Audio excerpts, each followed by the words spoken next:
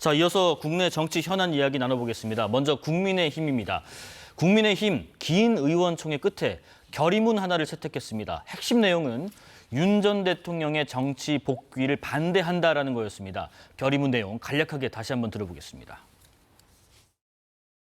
잘못된 12.3 비상계엄 선포로 인해 큰 혼란과 실망을 드린 데 대해서 다시 한번 국민 여러분께 송구한 마음으로 사과드립니다.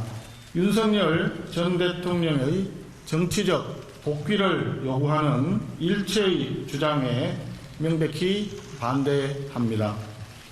대한민국도 국민의힘도 결코 과거로 되돌아갈 수 없습니다. 우리 국민의힘은 다시 태어난다는 자세로 국민과 함께 결연히 미래로 전진해 나갈 것입니다.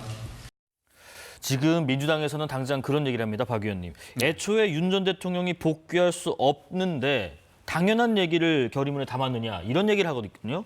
원내 부대표로서 이 결의문에 대한 비판에 대해서 반박하신다면 어떤 말씀하시겠어요?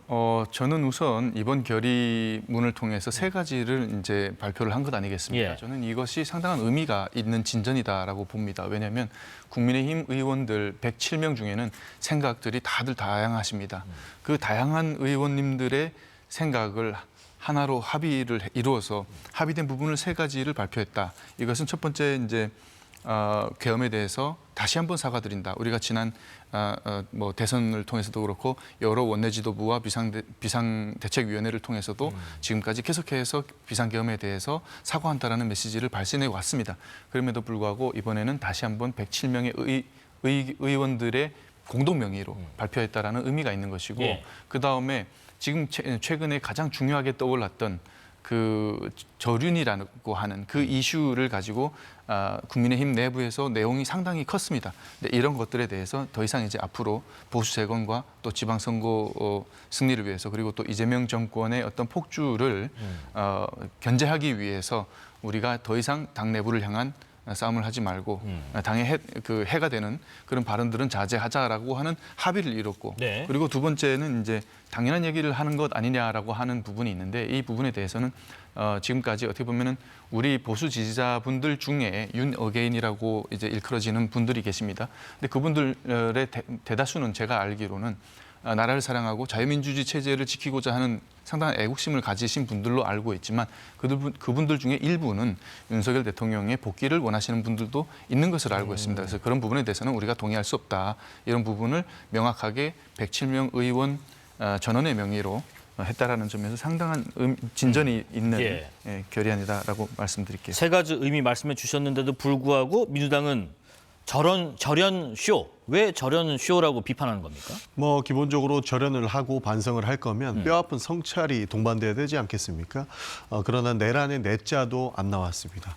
그렇게 내란의 내자도 못 꺼내는 반성이라면 저는 전혀 반성할 생각은 없으나 선거가 가까워 오니 반성하는 모양새는 취해야겠다라고 하는 계산된 정치 행위가 되지 않았나 싶기 때문입니다. 어쩔 수 없이 면피용이다. 그렇습니다. 예. 조금 더 시간이 지나고 지방선거가 가까워지면 무릎 꿇고 석고대조하면서 본인들은 잘못했다라고 비는 그런 정치행위까지 하지 않겠느냐라고 하는 부분들을 지금 여기서 보고 있는 것이죠. 네네. 사실 내란에 대한 반성을 하고 다시는 이런 지도자를 국민의힘에서 뽑지 않겠다라고 이야기를 했다면 어느 정도 이해 갈 수 있는 부분은 있었으나 1심 재판에서 내란이라고 하는 상황을 맞닥뜨리고도 불구하고 12.3 비상계엄을 동의할 수는 없고 윤석열 전 대통령의 정치 복원을 막아내겠다라고 이야기했던 것은 애초에 불가능한 윤석열 전 대통령을 가지고 반성의 쇼를 했다라고 볼 수밖에 없는 상황을 저는 국민의힘에서 스스로 초래했다고 보기 때문입니다. 아하. 그렇기 때문에 예. 지금의 반성은 쇼만 있는 상황이었다라고 평가할 수밖에 없다는 말씀 드리겠습니다. 지금 그 선거 얘기를 하셨는데 그런 얘기가 있습니다. 이 결의문이 나온 이유가 이 마감 날까지 후보 등록 신청을 하지 않은 오세훈 서울시장 때문에 오 시장의 또 요구 때문에 이런 결의문이 발표된 것 아니냐. 그러니까 오 시장이라는 충격파가 아니었으면 이 결의문이 과연 나왔을까? 이런 얘기가 있어요. 그 부분에 대해서 이제 전영기 의원님께서 말씀하신 부분까지 해서 제가 말씀을 드리면 네. 왜냐하면 최근에 이재명 정부와 더불어민주당이 더불어민주당이 이제 다수 의석을 내세워서 사법 3법이라고 하는 대한민국의 사법 체제의 근간을 뿌리채 흔들 수 있는 법을 일방 통과시켰고 이것을 이재명 대통령이 해외 순방길에서 돌아오는 즉시 의결을 하는 그런 네네. 일이 있었습니다. 그럼에도 불구하고 그런 상황에서 우리 국민의힘이 이것은 대한민국의 사법 체계를 뿌리채 흔드는 것이고 위헌적인 시도이고 대한민국의 자유민주주의 체제를 흔들 수 있는 것이다. 너무 위험한 상황이고 이거 이렇게 큰 상황을 우리가 알리지 않을 수 없다라고 해서 우리가 여의도에서 청와대까지 이제 도보 행진을 하고 또 항의를 하는 그런 퍼포먼스도 진행을 했는데 그럼에도 불구하고 저희의 목소리가 국민께 전달이 되지 않았습니다. 그래서 이런 상황 속에서 이 자유민주주의 대한민국의 헌정 질서가 흔들리는 그 상황을 우리가 견제를 해야 되는데 우리 내부적인 상황 때문에 이 목소리가 전달이 되지 않는 것, 네. 그것 때문에 이제 당 지도부가 심각하게 고민을 해왔고요. 그래서 뭐 지난주에도 뭐 뉴스 기사에도 나왔습니다마는 원내대표와 그리고 당 대표님과 그리고 비서실장 여러 지도부 의원들 지도부가 모여서 이 부분에 대해서 심각하게 고민을 했다. 그래서 뭐 남양주 회동도 있었다 이런 얘기도 있지 않았습니까? 그러니까 오 시장 사안 때문에 일어난 때문이 것이 아니라 아니라 그 전부터 있어 왔던 고민이었다. 예, 그리고 장동혁 대표 또한 지난주 수요일, 목요일에 시도당 위원장들을 만나서 면담도 하고 얘기도 듣고 당이 어떻게 가야 되겠는가. 그래 어떻게 해야지 우리가 이재명 정권과 이 더불어민주당의 폭주를 막을 수 있는가. 이 목소리가 제대로 전달이 되겠는가라고 하는 것을 끊임없이 고민을 해왔고 실제 그것 때문에 오세훈 시장께서도 여러 가지 선거가 관련해서 또 얘기도 하셨죠. 그러니까 견제를 제대로 정부 여당을 견제를 제대로 못하는 것과 또 별개로 네. 선거를 뛰실 후보자이신 오세훈 시장님도 이제 여러 얘기를 하셨습니다. 그래서 제가 알기로는 장동영 당대표님이 오세훈 시장님과 지난주 토요일에 만났었던 걸로 알고 있습니다. 저는 장 식사도 같이 대표와 하고 오 시장이 만났어요? 예, 만났었던 걸로 알고 있는데 그럼에도 불구하고 일요일 날 이제 등록을 안 하는 그런 일이 이제 벌어졌죠. 그러니까 이것은 어쨌거나 어제 결의안에 대한 것은 오 시장님의 뭐 후보 등록과는 후보 등록을 하지 않은 것과는 무관한 일이었다. 원래 의원총회도 일요일에 진행을 해서 이 결의안을 발표를 하려고 했는데 왜냐하면 많은 의원님들이 모일 수 있는 시간을 택하다 보니까 네. 어제가 됐다 이런 말씀드릴게요. 지금 그렇다면 당 노선 변화를 요구해왔던 오세훈 서울시장은 어떤 입장일지 한번 들어보겠습니다. 이제 비로소 저희 당 입장에서는 선거를 치를 수 있는 최소한의 발판이 마련된 셈입니다. 공천 신청 문제를 물으셨는데요. 오늘 결의문이 어떤 방법을 통해서 실천되어 나가는지를 지켜보면서 의논해가면서 결정할 문제라고 생각합니다. 자, 전 의원님, 일단 상대당의 오 시장은 긍정적인 평가를 한 것 같아요. 이 결의문이 나온 것과 관련해서. 국민의힘 이정현 공천관리위원장도 추가 접수문이 활짝 열려 있다라고 오늘 호응을 했고. 그럼 이제 오 시장이 나올 명분이 생겼나요? 뭐 충분히 두 마리 토끼를 다 잡을 수 있을 만한 명분을 의원총회에서 줬다라고 평가합니다. 예. 실제로 저런 결의문이 나오면서 오세훈 시장은 서울시장에도 출마할 수 있을 것이고 만약에 이 문제가 잘못되더라도 나중에 당권 투쟁의 역할로서 지금 이 문제를 거론할 수 있기 때문에 두 마리의 토끼를 다 잡았기 때문에 저는 환영하는 입장이다라는 말씀 드리고 싶습니다. 네. 더욱이 장동혁 지도부가 무너지면 무너질수록 한동훈 전 대표라든지 오세훈 시장이 부응하기 마련이거든요. 아무래도 그런 지점들이 이 환영하는 결정문을 오세훈 시장께서 직접 낭독하시는데 큰 의미가 있지 않았나 싶은 겁니다. 실제로 지금 당 지지율이 떨어지는 이유에 대해서 많은 국민의힘 의원님들, 그러니까 국민의힘 내부에서는 내부 충돌 때문에 우리의 목소리가 국민들께 잘 전달이 안 된다라고 말씀하시지만 저는 오로지 지도부의 부덕의 탓이 가장 첫 번째, 가장 큰 바운더리를 차지한다라고 생각을 하거든요. 그 이유가 무엇이냐면 윤석열 전 대통령에 대한 이슈를 굉장히 대충 방어한다는 느낌을 국민께 주기 때문입니다. 기본적으로 조금 전에도 말씀드렸다시피 반성을 한다면 처절하게 과거를 성찰해야 됩니다. 그러나 그런 지점을 무르고 오히려 복귀할 수 없는 윤석열 전 대통령을 정치권에 데리고 오지 않겠다라고 선언을 한다던가 윤어게인을 외치지 않겠다라고 이야기하면서 청와대에 행진을 하는데 청와대 행진하는데 동행한 사람들이 윤어게인 세력들이 대거 포함돼 있다던가 이런 여러 가지 정치 지형들을 보면은 장동혁 지도부가 실제로 A를 이야기하면서 비의 행위를 하고 있다라고 국민들께서 평가를 하고 있다라는 거죠. 네네. 그런 측면들 때문에 지지율이 안 오르는 것 아닌가 하는 생각이 드는 겁니다. 결국에는 이 모든 것이 본인의 권력을 유지하기 위한 이 권력 투쟁용으로 사용하고 있다라고 하는 것들을 많은 국민들이 보고 계시기 때문에 저는 지금 국민의힘이 지지율이 안 오를 수밖에 없는 상황이다라고 평가를 합니다. 자, 그런데 이 결의문 채택 과정에서 친한계로 분류되는 의원도 아닌 부산의 지역구를 두고 있는 4선 중진 김도읍 의원은 그런 지적을 했다고 합니다. 한동훈 전 대표 복당 없이는 윤어게인과 절연했다는 말이 의미가 없다. 이 결의문 채택 직후에 한 전 대표의 입장도 한번 들어보시죠.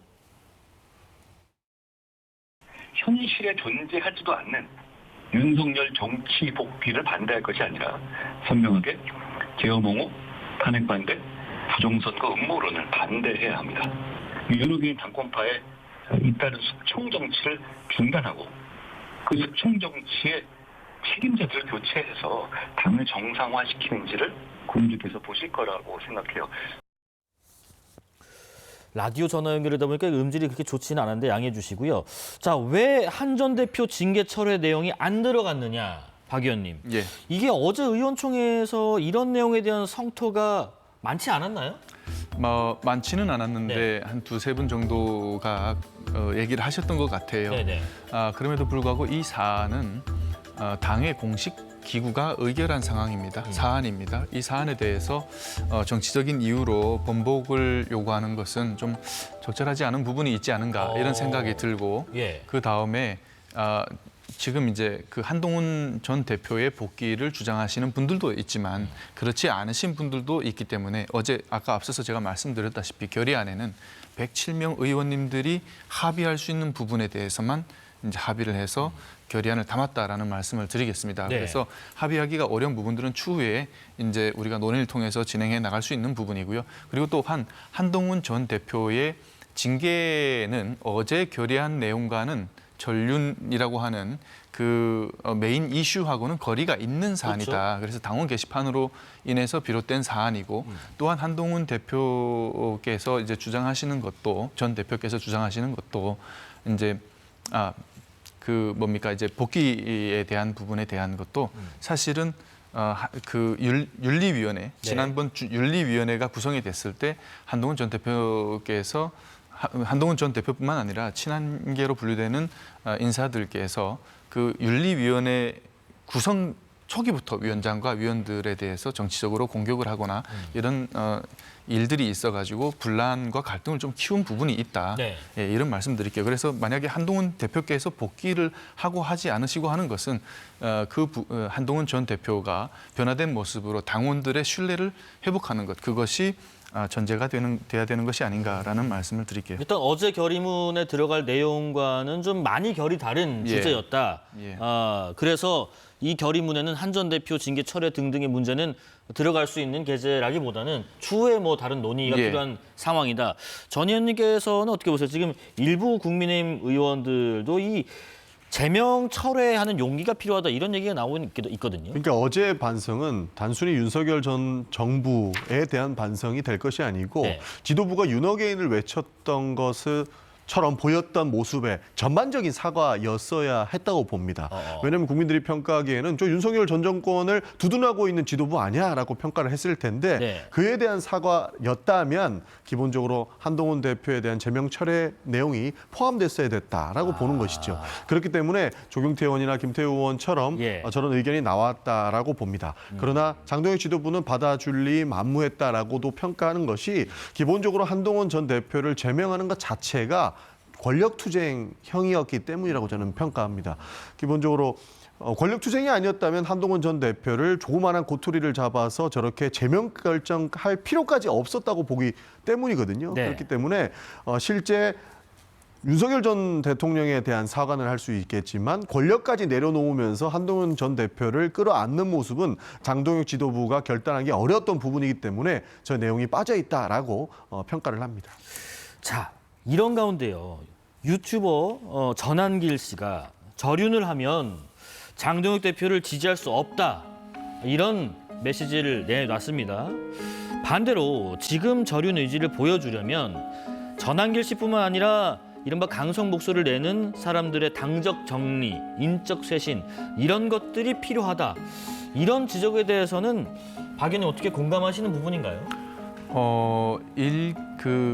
유튜브를 하시는 분의 어떤 그 메시지에 네. 대해서 너무 큰 관심을 의미를 부여하는 것은 좀 적절하지 않다라는 생각이 들고요. 개인의 의견일 뿐이다. 예, 개인의 의견일 뿐이고 그리고 그분은 이제 유튜브를 통해서 그분의 일을 하시는 것이고 그분의 그 어떤 메시지나 이런 것들이 제도권 정치 안에서 어떤 영향력을 발휘할 수 있는 구조가 아니다. 그리고 지금 제도권 정치, 그러니까 우리 국민의힘의 뭐 의원님들이나 제도권 정치 안에 있는 관계자들하고 어떤 소통이 있거나 그 영향력을 발휘할 수 있는 그런 구조가 아니기 때문에 어떤 일개 유튜브를 하시는 분의 의견은 그 의견대로 봐주시는 것이 좋겠다라는 말씀드리겠습니다. 그러면 전 의원님께서는 아까 말씀하신 것처럼 결의문이 진짜로 나왔으려면 처절한 사과 그리고 아까 말씀하신 지도부 차원의 어떤 징계 관련된 것들 일련의 책임 그리고 지금 이 인적 쇄신까지 이어져야 순수했다라고 보시는 건가요? 그렇습니다. 반성과 성찰과 책임지는 모습이 보였어야 됐는데 지금 책임지는 사람은 아무도 없지 않습니까? 윤석열 전 대통령이 정치에 복귀하는 걸 반대하겠다라고 하는 해도 그만 안 해도 그만인 이야기만 하고 나서 우리는 사과했어라고 끝낼 것 아닙니까? 그리고 이 부분도 국민들께서 받아주지 않는다면 나중에 지방선거 직전에는 석고되지 않은 모습도 보일 텐데 지금 현 단계에서는 그 누구도 책임지지 않는 모습을 보이고 있기 때문에 사과의 진정성은 전혀 없었고 그렇기 때문에 권력을 내려놓는 듯한 모양새인 한동훈 전 대표에 대한 제명 철회는 이루어지지 않았다라고 평가하는 겁니다. 굳이 개인 유튜버의 의견까지 지도부가 뭐 나서서 대꾸할 필요가 있느냐 이런 말씀에 대해서는요? 지금까지는 이야기를 들어왔었죠. 그러나 지금까지 들어왔었는데. 그렇죠. 어제부로 안 듣기로 결의를 하셨다면, 그러니까 주말부로 안 듣기로 결의를 하셨다면 지도부의 책임을 물을 필요는 있다고 보고 있습니다. 제가 그 부분에 대해서는 지금까지 들어왔다라고 하시는 부분에 대해서는 좀 정정을 드리면 지금까지 들어왔다라고 하는 것은 모함이다 이런 말씀드릴게요. 제가 아는 바로는 그 제도권 정치와 어떤 소통이라든가 그리고 영향력을 발휘하는 일은 없었다라는 말씀드리겠습니다. 예, 민주당 상황도 보겠습니다. 이재명 대통령 사건 공소 취소 모임의 취지를 이어받아서 구성된 민주당의 윤석열 정권 조작 기소 진상규명과 공소 취소를 위한 국정조사 추진위원회가 토론회를 열었습니다. 일단 민주당 정청래 대표의 발언 먼저 듣고 계속 말씀 이어가겠습니다. 축구 경기에서도 반칙으로 들어간 골은 취소하게 돼 있습니다. 따라서 범죄 이상의 범죄, 반칙 이상의 반칙으로 기소된 공소는 취소되어야 합니다. 수원지검 1313호가 아니 김성태 집무실처럼 이용됐다니 이 사실 하나만으로도 그 1313호에서 어떤 일이 벌어졌을까? 회의와 공작 같은 것이 있지 않았을까 하는 합리적 의심은 당연한 겁니다. 전 의원님, 정치권에서 그런 얘기가 좀 나오는 것 같아요. 이 대통령께서 뒤에서 뭐 사법개혁 얘기는 잠깐 나누겠습니다만 사법개혁과 관련해서는 이른바 민주당이 강경파 의원을 향한 것으로 보이는 메시지를 계속 내고 있는데 이 공소 취소 주장에는 제동을 걸지 않는 부분에 대해서 일부 언론의 보도에 좀 지적이 있거든요. 여기에 대해서 의견은 어떠세요? 뭐 실제로 정적 제고형 기소가 굉장히 난무했고요. 윤석열 정부에서의 검찰은 편법과 불법 기소가 많았다라고 하는 의혹들을 받고 있기 때문에 이 부분에 대해서는 바로잡을 필요가 있다라고 판단을 한다고 저는 봅니다. 네. 저도 사실 처음에 있었던 그 모임에도 들어가 있었는데 공소 취소 모임. 네, 공소 취소 모임이 기본적으로 검찰에서 비롯된 그러니까 조작 기소에서 기인했던 모임이거든요. 조작 기소가 있었다면 그것을 바로 잡아야 되는 것이고 무리한 기소들은 민주주의를 지향하고 있는 대한민국에서라면 있을 수 없는 일들이었는데 윤석열 전 대통령을 등에 업은 검찰들이 자행해 왔다라고 하는 측면에서 바로 잡아야 된다라고 하는 것에 공감을 했기 때문입니다. 그렇기 때문에 지금 문제가 있었던 불법적이고 위법적이었던 기소 문제는 바로 잡는 측면에서 저는 오히려 메시지를 안 내시는 게 더 바람직하다라고 생각을 합니다. 그 모임은 지금은 나오신 건가요? 지금 나오지는 않았습니다. 지금 그 유지하고 부분이 계시는군요. 지금 네. 우리 국정조사 TF로 전환이 되었기 네네. 때문에요. 지금 뭐 탈퇴와 그다음에 유지의 측면을 넘어서 실제 공소 취소 국정조사 특위로 넘어갔다라는 말씀으로 가름하겠습니다. 예. 지금 민주당에서는요, 박 의원님, 예. 강성 지지층을 겨냥한 개혁 드라이브를 걸다 보니까 민생보다 좀 이념형 논쟁, 이런 앞선 내용들, 여기에 좀 몰두하는 거 아니냐라는 당 안팎의 우려가 있다라는 보도도 나오는데 이 부분에 대해서는 어떤 견해를 갖고 계세요? 예, 그 부분에 대해서 동의를 합니다. 민주당에서 우리 당을 향해서 뭐 강성 지지층 극우에 기댄 정당이다라는 비판을 하기 전에 그 민주당 스스로가 돌아봐야 된다, 이런 말씀을 드리겠습니다. 왜냐하면 지금 얼마나 지금 민생이 어렵습니까? 고환율, 고물가, 고유가, 그리고 심지어 이 상황이 지속이 된다면 우리나라가 스태그플레이션의 함정에 빠져들 수도 있다. 이런 심각한 위기 상황입니다. 이런 상황에서 정부 여당이 어떻게 하면은 민생을 안정시키고 이 고유가, 고물가 시대, 고환율 시대, 그리고 주식 등락폭이 거의 우리가 소위 그 잡주식처럼 이렇게 코스피가 흔들리는 이런 상황 속에서 어떻게 안정시킬 것인지를 고민하고 신속한 대안을 내놓는 것이 정부 여당이 할 일입니다. 그럼에도 불구하고 지금 정청래 대표께서 강성 지지층을 의식을 해가지고 그들의 강성 지지층의 카타르시스를 만들어줄 그런 이런 어떤 개혁 드라이브를 진행하고 있는 부분에 대해서 정말 실망스럽다는 말씀을 드리겠고, 지금 이제 오프사이드 골은 노골이다라고 정청래 대표께서 얘기를 하시지 않았습니까? 네. 그런데 정청래 대표께서는 심판이 아니시고 선수십니다. 선수는 이거는 오프사이드예요라고 이 항의는 할 수 있어도 본인이 심판이 돼서 옵사이드라는 결론을 내릴 수는 없는 것입니다. 그런 것을 지금 이제 그것이 오프사이드인지 제대로 들어간 것인지를 판단을 해야 될 사법부를 다시 정치권이 선수가 판단하겠다는 것 아니겠습니까? 그런 부분에 대해서 정말 대한민국의 이 사법이 해야 되는 영역을 정치권이 나서서 입법부가 나서서 그 사법이 해야 될 업무를 침해하고 그들을 영향력을 행사하겠다라는 것은 대한민국의 삼권 분립을 심각하게 해치는 도국제적 발상이다라는 말씀을 드리겠습니다. 그러니까 저는 잘못된 예. 일을 바로잡는 것이 비단 강성으로 평화되지 않았으면 좋겠습니다. 윤석열 전 정부에서 얼마나 민주주의를 많이 파괴해왔습니까? 그러면서 정적을 제고하기 위해서 본인의 고향이었던 검찰권을 동원해서 굉장히 남용하는 일들이 바로 나왔었기 때문에 그 부분을 바로잡는 행위인 것이지, 그것이 마치 저희 선수가 심판을 빙자해서 활동하는 것은 아니라는 말씀을 드리는 것이고, 예. 지금은 민주주의를 다시 한번 바로 세우는 일에 저희는 힘을 쓰고 있다는 말씀으로 드리겠습니다. 전 의원님께 한 가지 질문만 드리고 좀 마무리할게요.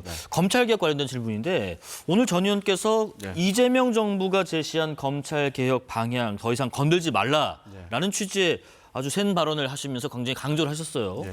그게 혹시 추미애 법사위원장이나 뭐 김용민 의원 그리고 이른바 강경파 의원분들에게 어떤 메시지를 주고 싶어서 하신 말씀이신가요? 기본적으로 검찰개혁안이라는 경우에는 민주당에서도 6차례의 의원총회를 통해서 굉장히 숙의된 안으로 실제 처음에 정부가 냈던 안보다 진일보한 안으로 합의 처리를 했습니다. 그리고 그 합의된 안들을 결국엔 당론으로 채택을 했고, 여기에서 기술적인 부분을 수정하기로 결국에는 그 당론 채택을 해왔는데요. 네. 법사위에서 조금 더 진일보된 안을 가지고 왔기 때문에 이재명 정부에서 당정이 협의한 안으로 가야 된다라고 하는 이야기를 지도부로서 할 수밖에 없었다는 말씀 드리겠습니다. 그리고 실제로 당정안이라고 하는 것이 청와대에서도 지금 우리 국민 앞에 책임져야 되는 부분들이 있기 때문에 이러한 합의안을 가지고 나온 것 아니겠습니까? 그런 차원에서 누구의 한 명에 의해서 누가 원하는 안에 의해서의 검찰개혁이 아니고 대한민국 사법 시스템을 꾸려가는 안에서의 검찰개혁이기 때문에 정부 안을 수용해야 되고 이 합의안을 존중해야 된다는 의미로 말씀을 드렸습니다. 이것이 일부 의원분들의 이런 높은 목소리보다는 당과 정이 충분히 합의가 된 내용인데 지금 계속해서 불협화음이 나오는 것을 좀 문제 삼는 그런 말씀이셨다. 그렇습니다. 예. 합의하고 수기하는 과정 중에서 정부도 얼마나 고민이 많았겠습니까? 검찰개혁은 수사와 기소 분리하는 대원칙 안에서 철저하게 이루어지고 있습니다. 알겠습니다. 그리고 기존의 정성호 법무부 장관이 밝혔다시피 법 왜곡죄라고 하는 부분들도 검찰이 법을 왜곡하는 일들이 윤석열 정부 때처럼 없게끔 하겠다라고 하는 개혁의 의지가 충분하기 때문에 그 부분을 믿고 맡겨주셔도 좋다라는 말씀을 드린 겁니다. 예, 정치권 소식 말씀 나눠봤습니다. 더불어민주당 전용기 의원, 국민의힘 박충권 의원과 말씀 나눴습니다. 고맙습니다. 감사합니다.